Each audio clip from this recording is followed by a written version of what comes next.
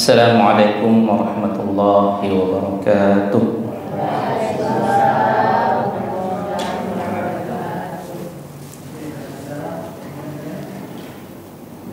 Alhamdulillahi rabbil alamin. Wassalatu wassalamu ala mab'uts rahmatan lil alamin, nabiyyina Muhammadin wa ala alihi wa ashabihi wa man tabi'ahum bi ihsanin ila yaumiddin, amma ba'd. Jamaah yang dirahmati Allah Subhanahu wa taala, puji syukur tentunya senantiasa kita limpahkan ucapan kepada Allah Subhanahu wa taala atas segala karunia, kenikmatan yang Allah juga senantiasa limpahkan kepada kita semua, kesehatan, umur yang panjang, dan tak kalah penting adalah kita masih diberikan iman dan hidayah oleh Allah Subhanahu wa taala, sehingga pada malam hari ini kita masih menyempatkan hadir untuk mempelajari agama kita. Dalam hal ini kita belajar terkait dengan fikih. Salawat dan salam juga senantiasa kita curahkan kepada Rasulullah sallallahu alaihi wasallam, manusia termulia yang tidak mengenal putus asa untuk mendoakan umatnya, untuk membimbing umatnya agar bisa selamat di dunia, terlebih selamat di akhirat kelak insyaallah taala. Bapak Ibu yang dirahmati Allah Subhanahu wa taala, ya, alhamdulillah kembali kita melanjutkan kajian kita, yang mana kita sudah sampai pada bab ke-9 ya. Bab ke-9 terkait permasalahan thaharah ya, terkait permasalahan thaharah, yang mana sebelumnya kita sudah membahas terkait dengan tayamum, dan insyaallah pada kesempatan bermanfaat ini kita membahas terkait dengan najis ya, wa kaifiyatu tathhiriha ya, terkait dengan najis dan kaifiyat atau cara menyucikannya. Dulu ketika kita membahas thaharah di awal bab terkait dengan thaharah, kita membahas terkait bahwasanya najis itu ada dua ya. Najis itu ada dua, yaitu najis maknawi dan juga ada najis hissi. Yang mana ketika kita membahas terkait najis maknawi, yang dimaksud adalah najis yang abstrak ya, najis yang abstrak. Contohnya ketika Allah Subhanahu wa taala menyebutkan dalam firman-Nya, ya ayyuhalladzina amanu innamal musyrikuna najas. Hai orang-orang yang beriman, sesungguhnya orang-orang musyrik itu adalah najis.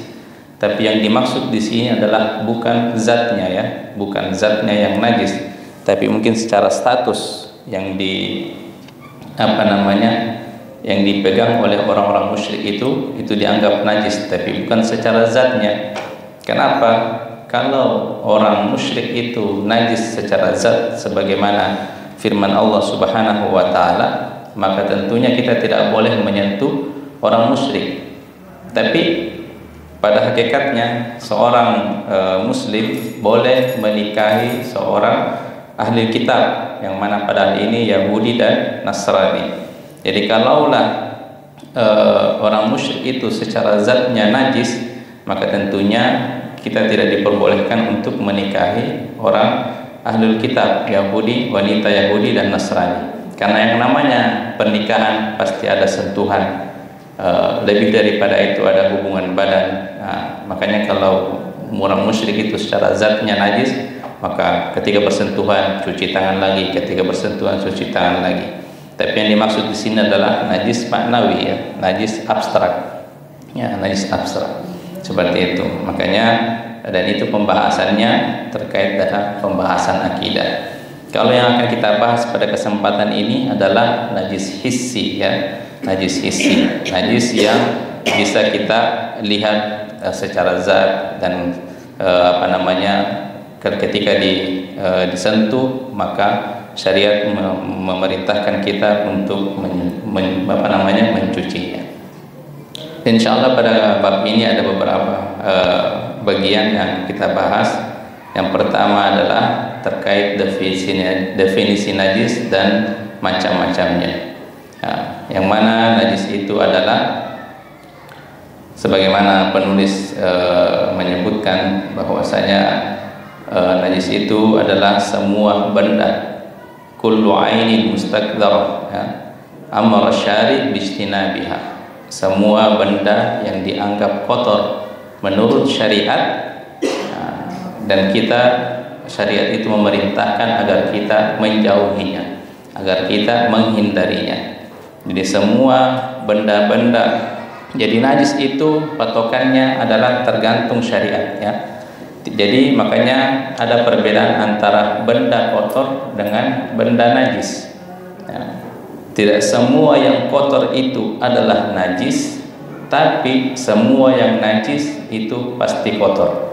Nah, sekali lagi, tidak semua yang kotor itu adalah najis, tapi yang najis pasti sudah dianggap kotor, ya, menurut syariat kita. Itu pun kadang kotor itu, benda kotor itu patokannya atau ukurannya itu tergantung masyarakat setempat, ya, tergantung masyarakat setempat. Nah, sebagaimana tadi kita katakan, tidak semua yang kotor itu najis. Contoh debu, ya, seseorang kalau kita mengatakan rumahnya kotor, berdebu, nah, tapi debu itu tidak najis. Nah, atau ingus, ya, ingus, semua kita sepakat ingus itu kotor, ya, tapi tidak najis. Nah, makanya yang najis atau tidak najis itu patokannya adalah agama kita. Nah, jadi kalau misalnya ada perbedaan pendapat terkait, misalnya ada pendapat terkuat mengatakan tidak najis itu, jangan kita katakan tapi kotor itu, tidak. Jadi patokannya adalah agama kita. Nah, seperti itu. Jadi makanya kalau kita ingin menghukumi suatu benda itu najis, maka kita harus mendatangkan dalil. Nah, itu dalil, itu kaidahnya, ya. Kaidahnya, segala sesuatu itu suci sampai ada dalil yang menghukuminya sebagai najis. Nah, kemudian disebutkan oleh penulis najis itu ada dua macam, ya.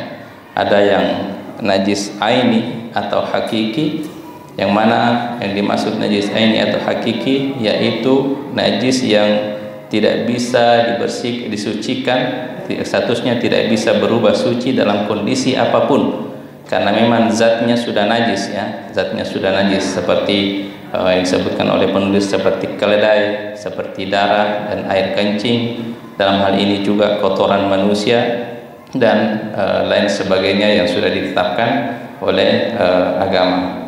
Jadi itu namanya najis aini, ya, memang zatnya dari asalnya memang sudah najis.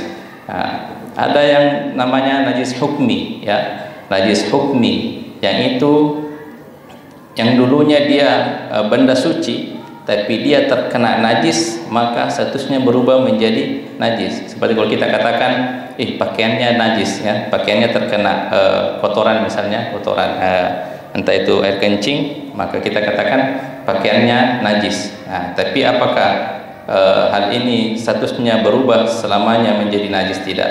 Bisa disucikan dengan cara dicuci. Nah, itu namanya najis hukmi. Nah, ada yang namanya tadi najis aini, yang memang statusnya, zatnya dari awalnya memang sudah najis. Nah, kemudian pada asalnya semua media yang dapat menghilangkan najis adalah kita memakai media air. Nah, media air, media yang dipakai untuk membersihkan najis itu adalah media air. Nah, sebagaimana Allah Subhanahu wa taala berfirman, wa yunazzilu 'alaikum minas samaa'i ma'an liyutahhirakum bi. Dan dialah Allah menurunkan kepada kalian hujan dari langit untuk menyucikannya, untuk dipakai bersuci, untuk dipakai bersuci. Kemudian itu tadi dari segi jenisnya, penulis menyebutkan dua, ya, najis ada dua macam, najis aini, kemudian najis hukmi. Kemudian di sini kembali penulis membagi najis itu terbagi terbagi tiga. Itu dari segi berat atau dari segi tata cara mensucikannya. Ada yang namanya najasa mughalladah atau najis mughalladah, najis berat ya, najis berat, yaitu najis yang berasal dari anjing ya, atau apa-apa yang berasal yang terkait dengan anjing. Nanti insya Allah kita ada di bagian-bagian selanjutnya ada cara penjelasan terkait cara mensucikannya. Kemudian ada najis mukhaffafah, najis ringan. Itu contoh najis kencing bayi laki-laki yang belum mengkonsumsi makanan ya, yang masih berumur 2 tahun. Kemudian ada namanya najis mutawassitah, najis pertengahan. Yaitu najis-najis selain daripada anjing dan selain daripada kencing bayi laki-laki. Disebutkan statusnya, ini najis berat, ini najis ringan, dan ini najis pertengahan. Itu tergantung cara membersihkannya nanti. Najis mughalladah itu dinamakan najis berat karena cara membersihkannya juga agak repot ya, agak berat. Dinamakan najis mukhaffafah, najis ringan, karena cara mensucikannya itu juga cukup mudah ya, sangat mudah bahkan. Dan najis mutawassitah, pertengahan, karena cara membersihkannya tidak sulit dan juga tidak mudah. Kemudian permasalahan yang kedua, al-asya'ul lati qamat dalilu ala najasatiha. Benda-benda najis yang ditetapkan oleh syariat, yang ditetapkan oleh dalil. Sebagaimana saya katakan tadi, untuk menghukumi suatu benda itu najis, kita harus berpatokan dalil ya. Untuk kita harus berpatokan dalil. Ketika kita mengatakan itu najis, maka kita katakan apakah ada dalilnya. Ketika ulama menyebutkan benda-benda tertentu najis, maka para ulama itu berdasarkan atas dalil, dalil dari Al-Quran maupun dari hadis Nabi SAW. Yang pertama, apa saja najis ya, benda-benda atau najis yang sudah ditetapkan oleh agama kita. Yang pertama, kata penulis, baulul adami wa udratuhu wa qai'uhu illa baulus sabiyyi alladhi lam ya'kul at-ta'am. Yang pertama adalah kencing ya, air kencing ataupun kotoran manusia dan juga muntah manusia. Ternyata penulis memilih muntah itu termasuk adalah benda najis. Muntah ya, muntah manusia. Dan memang terkait dengan muntah itu ada perbedaan pendapat ya terkait dengan muntah. Ada yang mengatakan muntah itu tidak termasuk najis, tapi pendapat yang terkuat itu mengatakan bahwasanya muntah manusia itu adalah najis ya. Muntah manusia adalah najis. Itu terkait perbedaan pendapatnya itu ada yang mengatakan najis ya, ada yang mengatakan tidak najis. Kenapa? Yang mengatakan najis itu karena mengkiaskan sebagaimana halnya air kencing dan juga kotoran ya, tai pada tai, karena semua itu berasal dari dalam lambung. Dan muntah seseorang yang asalnya dari lambung itu sesuatu yang keluar dari badan kita yang asalnya dari lambung itu, maka itu dihukumi najis. Beda dengan air ingus ya, ingus, air mata itu tidak berasal dari lambung ya, dari lambung. Itu berasal dari anggota tubuh yang lain, maka tidak dihukumi najis. Adapun terkait, jadi ada masalah muntah itu ada beberapa juga pembahasan di situ. Tapi secara umum, maksudnya kalau pendapat yang saya pilih dalam hal ini, saya pribadi saya memilih pendapat yang mengatakan najis itu adalah muntah itu adalah najis. Bagaimana dengan najis anak bayi ya, anak bayi. Itu kan agak repot kalau misalnya, kalau kita kan sebagai manusia ketika muntah, seorang dewasa ketika muntah, cara membersihkannya itu berkumur-kumur, kemudian dibuang, itu sudah suci, sudah bersih. Bagaimana dengan ketika anak bayi yang muntah, kan itu agak repot, disuruh berkumur-kumur atau dituangkan air kemudian dibalik anak bayinya kemudian disuruh muntahkan itu air ketika dalam hal ini para ulama mengatakan Ada yang mengatakan muntah bayi itu makfun, najis yang dimaafkan. Nah, najis yang dimaafkan. Ada juga yang mengatakan tetap dihukumi najis, tapi cara mensucikannya tidak sama ketika orang dewasa muntah. Itu cara mensucikannya cukup mungkin disuapkan air 2 sendok. Kemudian kalau ketika dia menelannya, maka itu sudah dianggap suci. Nah, sudah dianggap suci, begitu terkait dengan muntah. Nah. Kemudian tadi air kencing ya, dibahas oleh penulis air kencing, kecuali illa sabir ladzi lam yakul ta'am, kecuali air kencing bayi laki-laki yang belum mengkonsumsi makanan. Jadi di sini ada pengecualian, kecuali air kencing bayi laki-laki yang belum mengkonsumsi makanan. Nah, maksudnya di sini ketika penulis menyebutkan, maksudnya tetap najis ya. Ini penulis di sini menyebutkan najis terkait najis yang mutawassithah ya, pertengahan.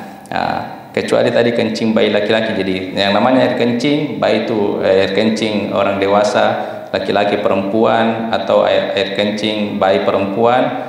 Kecuali di sini kencing bayi laki-laki yang belum mengkonsumsi makanan, maka cukup diperciki air ya, sebagaimana hadis Ummu Qais binti Mihsan ketika beliau mendatangi Rasulullah sallallahu alaihi wasallam dan membawa anaknya yang masih kecil ya, yang belum mengonsumsi makanan kecuali air susu ibunya. Kemudian anak bayinya itu diserahkan kepada Rasulullah sallallahu alaihi wasallam dan beliau memangkunya. Nah, bayangkan kalau misalnya kita punya anak bayi, kemudian kita serahkan sama Pak Bupati misalnya, kemudian dia mengencingi Pak Bupati, bagaimana paniknya kita.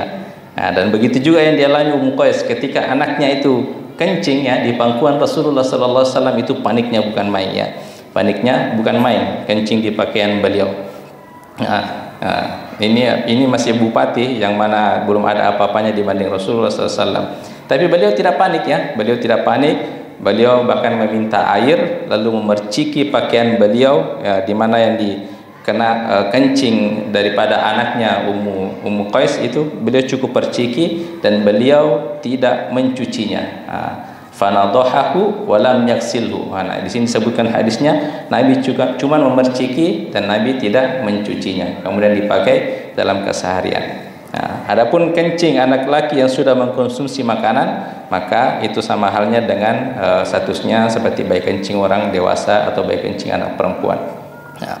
Kemudian yang kedua yang disebutkan oleh penulis adalah ad-damul masfuh minal hayawanil ma'kul, darah yang mengalir dari hewan yang dagingnya halal dimakan. Perhatikan, darah yang mengalir dari hewan yang dagingnya halal dimakan. Amma damul ladzi yabqa fil lahmi wal uruq fa innahu tahir. Adapun darah ya yang masih menempel di daging atau di di urat di jantungnya daging yang sudah kita sembelih itu, maka ia suci. Perhatikan di sini. Damul masfuh, darah yang mengalir. Maksudnya ketika seseorang menyembelih hewan ya, dan itu masih hidup. Biasanya kalau kita menyembelih itu darahnya muncrat kemana-mana. Maka itu darah itu adalah darah najis. Kalau mengenai pakaian kita, maka tidak boleh dipakai untuk sholat kecuali dicuci terlebih dahulu. Ataupun misalnya ada orang yang tiba-tiba tidak menyembelih hewan, misalnya sapi, dia karena dulu di zaman jahiliyah itu kadang orang-orang kadang memakan darah atau meminum darah. Jadi mereka tidak menyembelih sapinya atau untanya, mereka cuma menusuk dengan pisau kecil, kemudian dia mengambil darah tersebut, disimpan di sebuah wadah bejana, kemudian setelah itu mereka menutupi dengan perban hewan tersebut, jadi kembali hidup sebagaimana biasa. Kemudian darahnya mereka makan, yang tadi itu dikasih keras dulu atau misalnya diminum langsung. Dan itu najis kata Allah Subhanahu wa taala, au damam masfuha dalam surah Al-An'am. Adapun ketika kita sudah menyembelih hewan dan itu di dagingnya ketika kita sudah memisah-misah ya, sudah bagaimana di prosesnya sehingga ada daging yang menempel, misalnya daging ayam atau daging sapi, maka darah yang ada menempel di daging tersebut atau di jantungnya kah atau di uratnya kah dan lain sebagainya, maka itu suci. Nah, makanya kadang ada orang yang mengatakan, jangan kau makan bakso di situ, tidak bersih caranya cuci daging. Tidak. Justru para sahabat itu ada riwayat mereka tidak menyukai orang-orang yang mencuci daging. Mencuci daging, maksudnya ada yang sudah disembelih ya, mencuci daging. Bahkan Syekhul Islam Ibnu Taimiyah pernah mengatakan, adapun darah yang tertinggal di sela-sela daging setelah penyembelihan atau apa yang tersisa di urat-urat, maka itu semua hukumnya mubah. Nah, hukumnya mubah.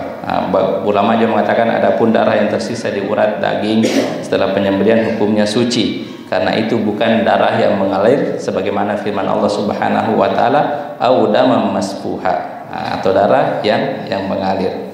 Seperti itu, maka itu tidak mengapa. Justru ada memang yang mengatakan hilangi enaknya itu kalau dicuci darahnya, hilang enaknya, seperti itu. Jadi itu tidak menghilangkan keraguan kita ya ketika kita makan ketika kita lagi makan ayam crispy misalnya, tiba-tiba masih ada darahnya di situ yang mungkin masih agak sedikit istilahnya masih mentah, itu insyaallah suci Bapak Ibu ya. Mungkin cuma terkait antara jijik atau tidaknya. Tapi kalau terkait dengan suci atau tidaknya, insyaallah itu suci. Nah, itu suci. Kemudian yang selanjutnya adalah kencing dan kotoran hewan yang tidak dimakan dagingnya. Kencing atau kotoran hewan yang tidak dimakan dagingnya, maka itu seperti kucing, seperti tikus ya. Pokoknya hewan yang haram dimakan, maka itu kotorannya kencingnya najis ya, najis. Adapun kalau kencing atau kotoran hewan yang haram dimakan, maka itu pendapat yang terkuat adalah tidak najis. Jadi kaidahnya di sini, status kotoran atau air kencing hewan itu mengikuti statusnya, mengikuti status dagingnya, apakah dia haram dimakan atau halal dimakan. Kalau halal dimakan, maka kotoran dan air kencingnya itu suci. Adapun dia haram dimakan, maka kotoran dan air kencingnya itu najis. Dalilnya apa? Karena Nabi SAW ketika belum ada Masjid Nabawi, beliau kadang sholat di kandang kambing. Kata Nabi SAW, "Shallu fi marabitil ghanam." Jadi Nabi itu sholat di kandang kambing, dan tentunya kalau kita sudah menghayalkan kandang kambing, pasti di situ ada kotoran ya, ada kotoran kambing, ada kotoran air kencing kambing dan lain sebagainya. Dan juga Nabi SAW, mungkin Bapak Ibu pernah mendengarkan bahwasanya kadang meminum air kencing onta. Dan tentunya kalau najis, tentu kita tidak diperbolehkan untuk meminum air kencing onta. Nah, dari situ maka para ulama berkesimpulan bahwasanya semua hewan yang halal dimakan, maka air kencing dan kotorannya itu suci. Kecuali nanti kalau misalnya ada dalil yang menyebutkan hewan tertentu yang disebutkan oleh Nabi SAW bahwasanya itu najis. Makanya di sini disebutkan yang ketiga adalah kencing dan kotoran hewan yang tidak dimakan dagingnya seperti kucing dan tikus, maka itu najis. Kecuali ada juga dalil yang menyebutkan hewan yang haram dimakan, tapi disebutkan oleh Nabi misalnya tidak najis kotorannya. Contohnya apa? Contohnya cicak. Cicak itu haram dimakan, tapi kotorannya menurut pendapat ulama yang terkuat itu tidak najis. Makanya biasa kita kalau ada kotoran tiba-tiba ada kotoran tai cicak, itu tidak mengapa kita sholat ya. Nanti cuman perlu nanti dibersihkan setelah kita sholat ya, dihilangkan seperti itu. Karena cicak termasuk para ulama mengatakan hewan yang tidak memiliki istilahnya tidak memiliki saluran darah merah, artinya tidak memiliki darah yang mengalir ketika dibunuh. Jadi termasuk hewan yang haram dimakan adalah semua hewan yang tidak memiliki sirkulasi darah, darah merah yang mengalir. Nah itu. Secara apalagi nanti pembahasannya lebih luas lagi kalau kita ingin menentukan hewan-hewan yang haram dimakan dan halal dimakan. Kemudian selanjutnya sebutkan oleh penulis, makanya di sini disebutkan dikecualikan darinya. Yang keempat bangkai. Bangkai yaitu hewan yang mati secara wajar tanpa disembelih secara syar'i. Nah, bangkai hewan maka itu termasuk najis ya, najis bangkai hewan. Illa ayyakuna maitah, kecuali daging hewan yang mati ya, yang mati tanpa proses penyembelihan secara syar'i. Nah, secara syar'i bangkai hewan. Nah, misalnya ada ayam yang mati ketabrak, maka ketika dia meninggal itu bangkai dan itu najis. Nah, itu najis. Bapak Ibu yang dirahmati Allah Subhanahu wa taala, jadi saya teringat biasanya itu kalau kita di perkampungan ya. Kampungan misalnya ada ayam kemudian tabrak motor. Nah, itu sudah mau menjelang mati, tiba-tiba punyanya ambil cepat pisau ya, sembelih sebelum jadi bangkai. Nah, yang disembelih dan ternyata sudah dianggap mati dalam keadaan disembelih secara syar'i. Bagaimana statusnya itu? Saya pernah mendengarkan beliau menukil pernyataan Imam An-Nawawi. Jadi ada yang namanya al-haya mustaqirrah. Jadi dilihat dari daya hidupnya ya, misalnya contoh tadi ada ayam yang tabrak. Kemudian kalau misalnya ayam itu misalnya dibiarkan saja, dia kemungkinan masih bisa hidup, kemudian disembelih, maka statusnya tidak jadi bangkai. Tapi kalau misalnya ayam itu misalnya dibiarkan 2 menit atau 1 menit, dia akan meninggal. Tapi orang sebelum meninggal itu disembelih, maka itu tidak bisa merubah hukumnya tetap menjadi bangkai. Karena dilihat dari daya hidupnya. Namanya istilah agama kita al-haya mustaqirrah, daya hidupnya. Seperti itu. Jadi saya kalau madodon nih ya, namo dena igere matetoi. Maka itu tidak merubah hukumnya ketika disembelih. Disembelih itu. Jadi ini ya. Maka misalnya dia ketabrak, dibiarkan 5 menit tidak meninggal, 10 menit tidak meninggal, maka di situ tidak mengapa disembelih ya. Istilahnya daya hidupnya itu 50-50. Tapi kalau daya hidupnya dibiarkan 1 menit, nanti kalau dibiarkan 1 menit 2 menit dia meninggal, jadi meskipun dia sebelum meninggal kita sembelih, maka itu tidak merubah satu hukumnya menjadi bangkai. Itu pendapat yang dipilih oleh Imam An-Nawawi dan Syekh Utsaimin rahimahullah taala. Contoh yang lain, misalnya kita menyembelih ayam yang sehat, kemudian dilemparkan, itu belum meninggal, kemudian dilemparkan ke air yang panas. Seperti mana di penjual itu ya, untuk mencabut bulunya.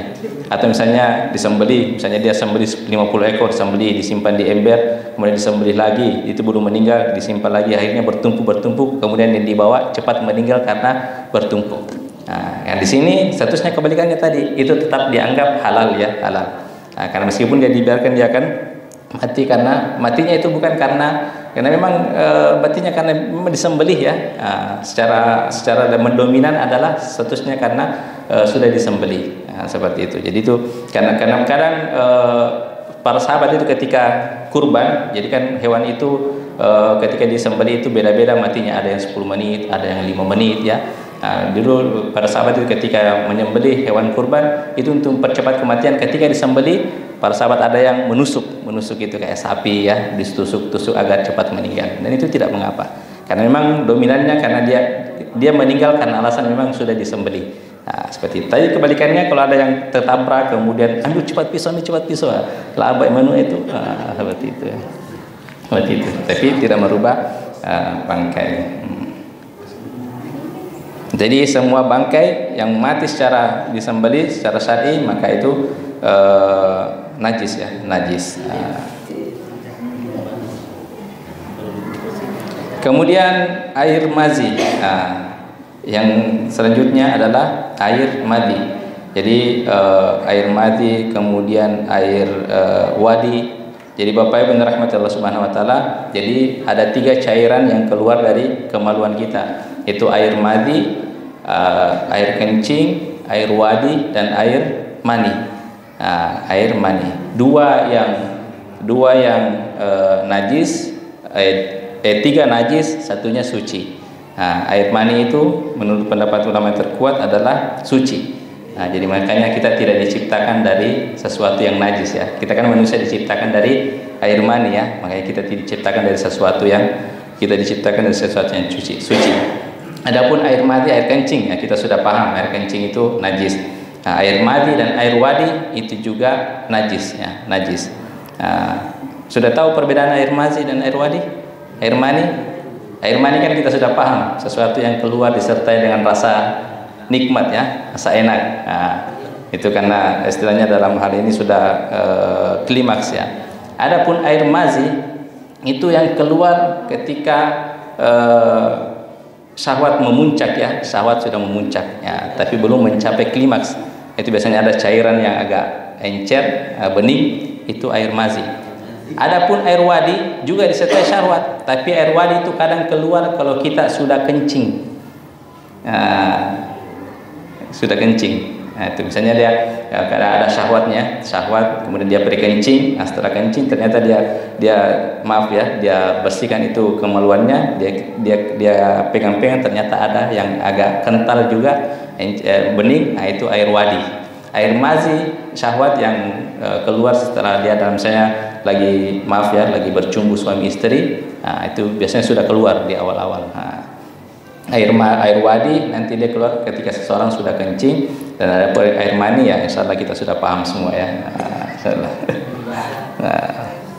Seperti itu. Jadi itu air wadi itu najis ya, najis. Makanya kalau dikena celana kita, maaf, maka itu tidak boleh dipakai sholat. Sebagaimana air mazi itu biasanya ini yang paling sering, misalnya lagi masih dalam berpakaian lengkap, masih memakai sarung atau celana ketika bercumbu dengan istrinya, tetapi tidak sampai melakukan hubungan badan dan itu ada keluar dan mengenai sarungnya, maka sarungnya tidak boleh dipakai untuk sholat karena itu najis. Kemudian selanjutnya yang disebutkan oleh penulis adalah darah haid ya, darah haid. Sebagaimana hadis Asma binti Abu Bakar mendatangi Nabi SAW, seorang wanita datang kepada Nabi SAW kemudian bertanya, ihdana yusibu thawbaha min damil haidah kaifa tasna'u bihi. Salah seorang dari kami pakaiannya terkena darah haid, apa yang harus dilakukan? Maka kata Nabi SAW, tahuttuhu thumma taqrusuhu bil ma thumma tandahu thumma tusalli fi. Artinya beliau mengucaknya ya, mengeriknya, artinya dia hilangkan dulu itu darahnya, kemudian mengucaknya dengan air, kemudian membilasnya, kemudian boleh sholat dengan menggunakannya. Artinya bagaimana dia bisa menghilangkan darah haid yang menempel pada pakaiannya ya, dengan memakai air ya, atau mengeriknya, mengucaknya, kemudian bisa digunakan untuk sholat. Itu terkait najis yang disebutkan oleh penulis. Kemudian bagian yang ketiga adalah tata cara ya, tata cara mensucikan atau membersihkan najis tersebut. Idza kanatin najasatu fil ardi wal makan fahadi yakfi fi tathhiriha ghuslatun wahidah. Bila najisnya itu terdapat di tanah ya, di tanah misalnya ya, atau di suatu tempat ya, maka itu mencucikannya cukup dengan sekali siraman ya, disiram sampai bisa menghilangkan benar najis tersebut. Misalnya contoh di tanah ya, dulu di zaman Nabi SAW tiba-tiba ada orang Arab Badui yang kencing di masjid ya, di masjid. Pada saat itu kan masjidnya masih tanah. Itu para sahabat marah ya, sudah mau menangkap Badui tersebut, padahal lagi sementara buang air kecil, sementara kencing. Tapi apa kata Nabi? Da'uhu ya, tinggalkan ya. Wahriku dan nanti siram dengan satu ember air ya, sekali siraman satu ember air sampai hilang. Itu kan kalau di tanah itu meresap ya, jadi tanahnya itu tidak perlu istilahnya diambil ya, tidak perlu diambil kemudian dibuang tanahnya, cukup disiram karena nanti najisnya insya Allah akan meresap ke dalam. Dan situ juga hikmahnya Nabi tenang ketika mensikapi sesuatu ya. Misalnya kalau ada orang gila tiba-tiba datang kencing sini, mungkin kita langsung menghalanginya, memukulnya dan sebagainya. Itu hikmahnya Misalnya nanti kalau sementara kencing, kemudian para sahabat menangkap, itu nanti kencingnya bisa kemana-mana ya. Nah, di situ tenangnya Nabi. Makanya tinggalkan, biarkan dulu dia selesai kencing, biar nanti ketika kita mensucinya itu tidak kemana-mana, cukup satu tempat yang kita siram. Nah, itu. Jadi itu ketika di tanah ya, di tanah. Nah, makanya juga bisa dijadikan kasus ketika kita misalnya ada orang, misalnya anak kita ngumpul di kasur. Ya, anak kita ngumpul di kasur ya. Kalau ingin mencuci semuanya itu akan repot ya. Nah, misalnya kasur ya, kasur. Maka itu cukup disiram. Misalnya tempat kencingnya itu cuma misalnya sebesar di sini di kasur. Itu disiram saja di bagian yang dikencingi, bagian yang kencingi. Biar nanti itu air kencingnya menyerap ke bawah. Dan yang kita perlukan kan cuma permukaannya, bukan busa yang ada di tengah-tengah kasur itu. Nah, ketika air kencingnya itu sudah turun ke bawah, kemudian dikeringkan, maka itu sudah dianggap suci, ya, sudah dianggap suci. Karena di permukaannya kita sudah menghilangkan najisnya. Kalau misalnya nanti itu air kencingnya cuma sampai di busahnya itu, maka itu kan tidak mengapa, karena yang kita kita perlukan adalah permukaannya. Jadi kalau kita tidur nanti di situ, nah itu di salat kita tidak perlu mencuci badan kita. Kalau itu sudah kering, kalau masih basah ya tentunya masih kemungkinan masih ada air kencing di situ. Nah, seperti itu. Kemudian apabila najisnya pada selain tanah seperti pada baju atau bejana ya, maka itu dicuci. Nah, adapun jika karena anjing yang menjilati ya, tadi anjing itu termasuk najis mughalladhah ya, najis berat. Ya, najis mughalladhah. Nah, maka itu kata Nabi SAW harus dibasuh 7 kali. Nah, salah satunya pertama itu harus dicampur, salah satunya dengan tanah. Nah, misalnya anjing itu minum di misalnya ini di bejana ya, di muk ya, atau di mangkuk lah di bejana ini. Kemudian ketika kita bejananya mangkuknya kita ingin pakai, maka harus dicuci dulu. Yang pertama dicuci dengan tanah. Nah, kemudian selanjutnya disiram sebanyak 7 kali.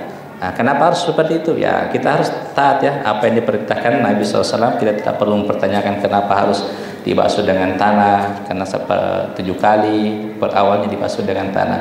Ternyata penelitian menyebutkan air jilatan anjing itu ternyata di situ kumannya, istilahnya bakterinya kuat sekali ya. Kuat sekali. Makanya kenapa Nabi SAW, meskipun pada hal itu kan belum diteliti secara ilmiah, tapi Nabi sudah menganjurkan kita yang pertama itu menghilangkan tanah, menghilangkan dengan tanah ya, mencucinya yang pertama kali dengan tanah. Nah, kemudian setelahnya dibasuh 7 kali dengan air. Nah, terkait dengan anjing, Bapak Ibu, yang selama ini pokoknya semua apa yang ada di anjing itu ketika bersentuhan dengan kita itu harus dicuci dengan 7 kali ya. Itu memang ada pendapat seperti itu. Kalau saya memilih pendapat, jadi terkait anjing itu ada yang mengatakan semua yang bersentuhan dengan badan anjing itu, entah kulitnya ya, bulu-bulunya, ketika kita bersentuhan dengan kita, maka itu harus dicuci 7 kali. Yang pertama dicampur dengan tanah. Ada pendapat seperti itu. Ada juga pendapat yang mengatakan yang di sini yang perlu dicuci 7 kali ketika anjing itu menjilati kita. Nah, artinya dengan lidahnya, air liurnya. Nah, itu. Kalau saya memilih pendapat ini yang cukup dengan air liurnya. Adapun ketika bulu anjing, nah di sini lagi. Adapun ketika badan anjing itu kalau badan anjingnya basah. Nah, tapi itu cara mencucinya bukan dengan 7 kali. Ada pendapat mengatakan 7 kali, tapi saya memilih cukup dicuci sebagaimana najis mutawassithah, najis pertengahan. Cukup dicuci 1 kali dengan air. Nah, itu kalau basah. Itu kalau basah, anjingnya kah yang basah atau kita kah yang basah, kemudian bersentuhan dengan anjingnya, maka itu dicuci. Cukup 1 kali dicuci dengan air. Nah, jadi ada beberapa hal-hal yang terkait dengan anjing. Jadi yang pertama ada yang mengatakan pokoknya keseluruhan anjing, mau itu air liurnya, jilatannya, kulitnya, maka itu kalau ketika bersentuhan maka itu harus dicuci 7 kali. Dan satunya pertama kalinya dicampur dengan atau dicuci dengan tanah. Nah, ada yang mengatakan cukup air liurnya. Nah, air liurnya. Ada juga yang mengatakan, bahkan ada yang menyempitkan lagi, itu pun air liurnya, lidahnya, itu pun kalau cuman nanti berlaku penyuciannya itu 7 kali, kalau dia cuman sekadar minum di bejana. Nah, adapun kalau saya menjilat-jilat di sini, maka itu tidak perlu. Nah, itu ada juga yang seperti itu, memilih pendapat itu ya. Karena di situ satu hadisnya mengatakan, idza walagal qalbu fi ina'i ahadikum. Jika anjing menjilat bejana salah seorang dari kalian, maka cucilah sebanyak 7 kali. Kenapa bejana? Karena para ulama memberikan hikmah, karena di zaman dulu itu semacam bejana, mangkok itu susah didapatkan ya, susah, sesuatu barang yang langka juga. Makanya sayang kalau dibuang, makanya dan juga kalau ingin memakainya maka harus dulu dicuci dengan tanah. Nah, dicuci 7 kali. Yang pertama dicuci yang pertama itu dengan tanah itu. Jadi ada yang menyempitkan cukup hanya satu situ. Kalaupun jilatannya itu misalnya di kaki kita, itu tidak perlu dengan itu pendapat. Kalau saya memilih pendapat yang pokoknya jilatan anjing itu di pakaian kita, di badan kita, maka itu untuk lebih hati-hatinya mencuci sebagaimana hadis Nabi dengan 7 kali. Kemudian yang pertama, cucian pertama itu dengan tanah. Nah, seperti itu. Nah, adapun kalau misalnya badannya, itu pun kalau misalnya badannya kering, kemudian saya juga kering, kemudian bersentuhan, maka itu tidak najis. Nah, tapi kalau misalnya dia basah atau saya kering, dia basah, kemudian bersentuhan, maka itu najis, harus dicuci. Nah, itu terkait dengan anjing. Nah, makanya kalau penulis di sini memilih pendapat yang mengatakan hal itu, hukum itu hanya berlaku untuk bejana. Bejana dan selainnya seperti baju dan tikar, misalnya dijilat-jilat anjing, seperti itu. Adapun najis babi, kalau pendapat yang terkuat, memang kalau misalnya ada pendapat yang mengatakan babi itu sama hukumnya dengan anjing, sama-sama mughalladhah, najis berat. Tapi kalau yang pendapat terkuat, yang sahih bahwa ia sama dengan najis-najis yang lainnya. Cukup dibasuh sekali saja ya, cukup dengan air 1 kali untuk menghilangkan entah itu bulu dari babi atau jilatan dari babi dan lain sebagainya. Bila najisnya berupa kencing, kotoran, darah yang sepertinya, maka ia dicuci dengan air disertai dengan menggosoknya dan memerasnya sehingga najisnya hilang dan tidak menyisakan bekas. Cukup dicuci sekali saja. Itu terkait najis mutawassithah, sebagaimana disebutkan oleh penulis.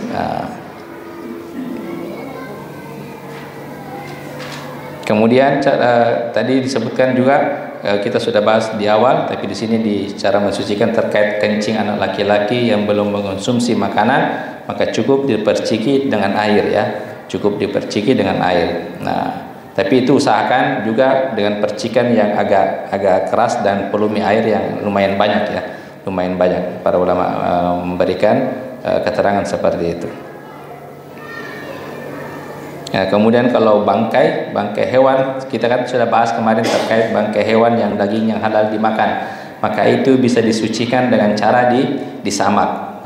Disamak bangkai hewan yang dagingnya halal dimakan, yang ketika dia masih hidup maksudnya halal dimakan, tapi ketika dia meninggal dalam keadaan tidak disembelih secara syar'i, maka berubah menjadi bangkai ya, berubah menjadi bangkai. Tapi itu bisa disucikan dengan cara disamak ya, kulitnya. Adapun bangkai hewan yang haram dimakan, itu tidak ada cara untuk mensucikannya.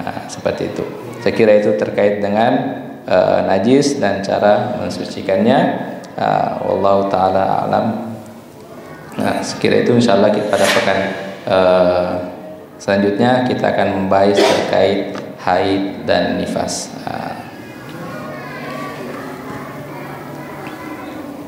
Ya, baik. Itulah pembahasan kita terkait najis. Ada beberapa hal yang perlu kita catat. Yang pertama, ada 2 macam najis. Yang kedua, ada beberapa tingkatan najis ternyata. Dan kemudian dari ketiga najis itu ada cara-cara menghilangkan najis itu.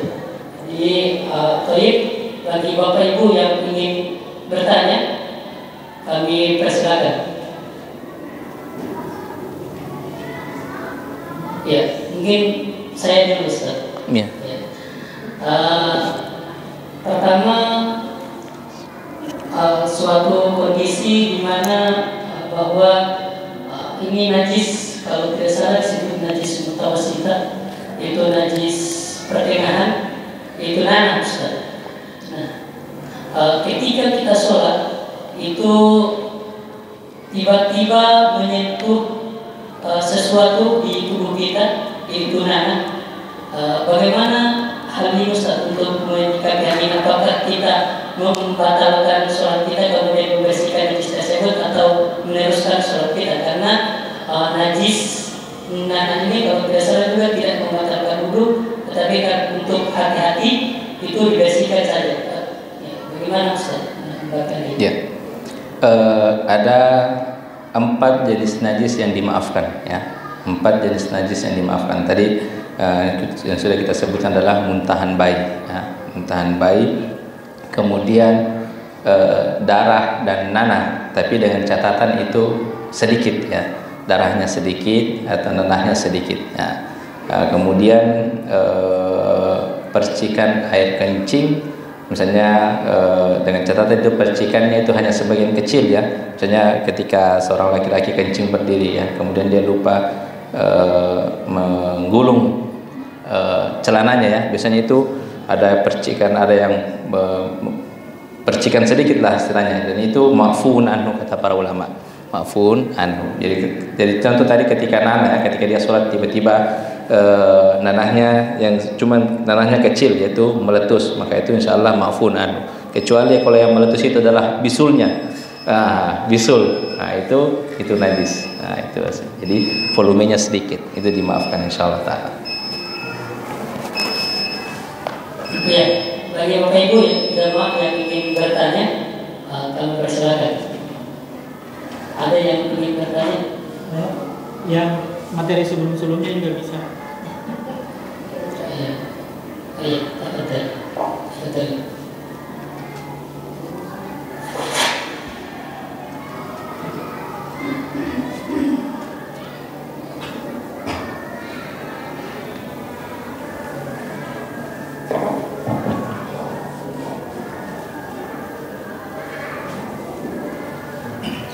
Assalamualaikum warahmatullahi wabarakatuh. Waalaikumsalam warahmatullahi wabarakatuh.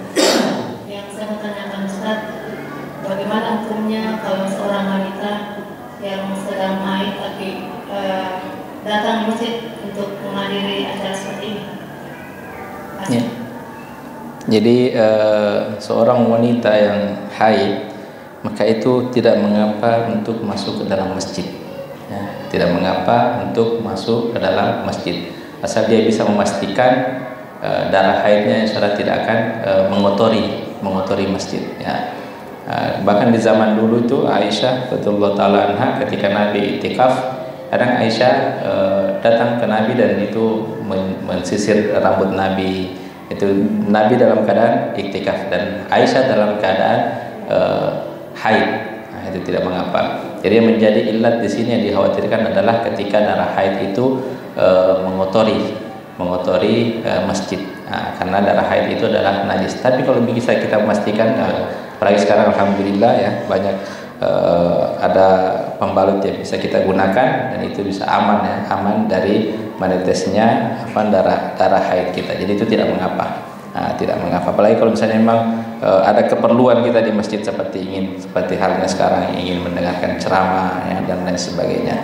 Beda dengan laki-laki yang junub, ya, atau wanita yang junub itu tidak boleh. Laki-laki yang junub atau wanita yang junub, sebagaimana kita sudah bahas sebelumnya, ya, di kajian sebelumnya, itu tidak boleh untuk kalau sekedar melintas, itu tidak mengapa. Tapi kalau misalnya menetap bersih-bersih di masjid itu dalam keadaan junub, itu tidak dibolehkan oleh Nabi Shallallahu Alaihi Wasallam. Karena biar ada motivasi untuk mandi terlebih dahulu, mensucikan dulu terlebih dahulu, baru datang ke masjid. Itu Allah Taala alam. Saya lanjut sedikit. Ya. Kemudian kalau misalnya pada saat malam saya melihat setetes darah misalnya, tapi karena menjelang subuh saya mandi wajib, apakah saya boleh sholat dan setelah subuh saya dapat lagi haidnya, apakah setelah subuh saya sah atau bagaimana Ustaz? Ya, kalau misalkan rutinnya ibu misalnya 7 hari nih, ya, batas haidnya itu 7 hari. Ketika di hari ke-7 dia sudah merasa darah haidnya itu putus, ya, sudah berhenti menetes, ya. Misalnya dari Isya sudah mulai tidak keluar darah haid sampai subuh, dia sudah anggap dirinya bersih, maka di situ dia mandi untuk melakukan sholat Isya, ya, selama belum masuk waktu subuh, Isya. Tapi ketika sudah di pagi hari ternyata masih keluar, ya, dia kembali haid lagi. Karena batas pendapat yang terkuat batas haid itu adalah sampai 15 hari. Nah, batas haid itu sampai 15 hari. Nah, seperti itu. Allah Ta'ala, insyaallah pekan depan kita akan bahas terkait masalah nifas dan haid.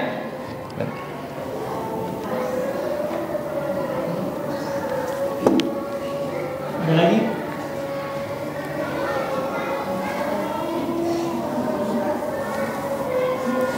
Ada yang bertanya? Karena ada juga betul saya ingat ada yang kasus misalnya dia punya rumah ya dikontrakkan. Ternyata yang mengontrakkan itu adalah orang yang punya peliharaan anjing ya, peliharaan anjing ya. Dan jadi otomatis mungkin anjingnya sering masuk ke rumah kemana-mana dan lain sebagainya. Kemudian ditanyakan setelah dia tinggalkan selesai masa kontrakannya, itu bagaimana cara mensucikannya Ustaz ya? Bagaimana cara mensucikannya? Kemudian Ustaz menjawab, itu kasusnya seperti di zaman Nabi SAW. Di zaman Nabi itu ketika masjid, kan di zaman Nabi banyak anjing ya, dan masjid itu kan tidak punya pintu ya, jadi anjing itu kadang Ibnu Umar sendiri yang menyaksikan. Jadi dulu di zaman Nabi Ibnu Umar menyaksikan itu anjing keluar masuk di masjid ya, dan kadang tidur di masjid dan lain sebagainya. Tapi ketika waktu sholat para sahabat datang, itu para sahabat hanya mencuci yang dia saksikan di mana anjing itu pernah tidur ya. Dia saksikan ternyata anjing tadi ketika dia datang, sahabat datang, anjing itu tidur di situ ya, tidur di situ, entah mungkin sudah kencing di situ, dan disucikan hanya tempat di mana disaksikan oleh sahabat. Makanya kasusnya ketika rumah kita misalnya pernah ditempati oleh orang yang punya peliharaan anjing, maka yang kita cuci adalah kalau memang kita ada saksikan di situ ada kotorannya, di situ ada kencingnya ya. Jadi tidak harus dicuci semua satu rumah ya, yang hanya nampak saja ya, yang hanya nampak. Nah, insya Allah itu sudah bersih dan insya Allah maafun. Adapun yang mungkin kita tidak saksikan tapi ternyata anjing itu sudah pernah menjilati di situ atau pernah kencing di situ, tapi kita tidak saksikan dan tidak ada bekasnya, maka itu insya Allah Taala tidak mengapa ya. Karena kita tidak tahu, yang kita tahu, yang kita sucikan saja, yang kita bersihkan adalah yang kita tahu dan memang ada nampak najisnya di situ. Nah itu, begitu kasus cara misalnya mendapatkan kasus seperti itu. Allah Ta'ala. Ya, masih ada yang ingin bertanya? Ada yang nanya di TikTok.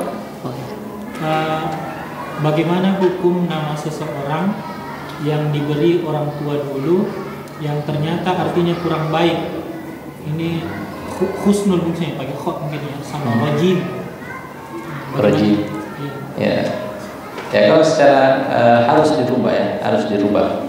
Harus dirubah. Yang penting itu untuk kesehariannya. Adapun kalau misalnya terkait dengan aturan negara ya, misalnya kakak dan memang sulit untuk dirubah, maka itu tidak mengapa. Tapi kalau untuk kesehariannya, usahakan dirubah namanya dengan panggilan yang dia dipanggil dengan nama-nama yang maknanya baik ya. Karena itu juga termasuk mengandung doa. Jadi nama-nama baik itu juga termasuk doa ya, doa. Nah, jadi itu usahakan kalau bisa dia sampaikan ke temannya. Mulai sekarang nama saya bukan Rojim lagi ya, bukan Rojim. A'udzubillahi minasyaitonirrajim. Rajim kan yang terkutuk ya, yang dimurkai. Panggil saya sekarang, panggil saya misalnya Abdurrahman, panggil saya Bahrul Ulum itu. Dulu di pesantren Bapak Ibu kalau misalnya ada santri yang namanya tidak bagus secara makna, maka itu akan dirubah oleh guruta ya, oleh Pak Kiai. Dulu banyak namanya Herman ya, Herman yang artinya celaka. Maka itu ada yang dirubah menjadi Bahrul Ulum, ada yang dirubah menjadi Abdul Razak oleh guruta. Tapi meskipun secara di rapor atau di KK itu tidak berubah, tapi setidaknya nama panggilan yang berubah. Nah itu. Ya, mungkin sudah tidak ada pertanyaan Ustaz. Bisa di Oke. Jadi insyaallah Bapak Ibu yang dirahmati Allah Subhanahu wa taala, jadi itu terkait dengan pembahasan kita najis dan cara mensucikannya. Insyaallah pada pekan depan kita akan membahas terkait dengan haid dan nifas. Sallallahu ala nabiyina Muhammad wa akhiru da'wana walhamdulillahi rabbil alamin.